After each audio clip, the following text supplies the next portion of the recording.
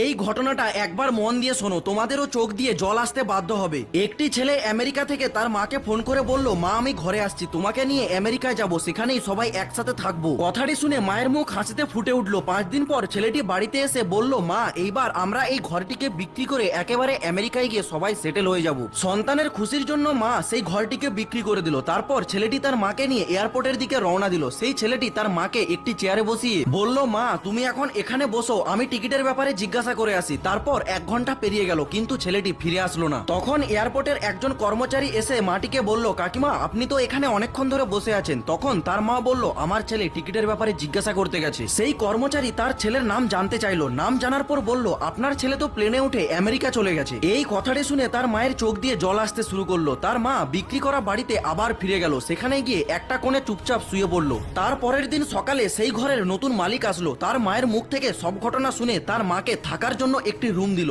একদিন সেই মালিকটি তার মাকে বলল, আপনার তো অনেক বয়স হয়ে গেছে, আপনি কোনো আপনার আত্মীয়র বাড়িতে চলে যান। কিন্তু তখন তার মা বলল, হয়তো আমার ছেলে আমাকে মনে করে আবার ফিরে আসতে পারে, তখন তার খেয়াল তো রাখতে হবে। এটা থেকেই আমরা বুঝতে পারলাম, সন্তানরা যা কিছু করুক না কেন, মা সবসময় তার সন্তানদের কথা আগে ভাবে। আর হ্যাঁ বন্ধুরা, সেলিব্রিটিদেরকে তো সবাই লাইক করে। আজকে দেখা যাক মায়ের জন্য এই ভিডিওতে কজন লাইক করে।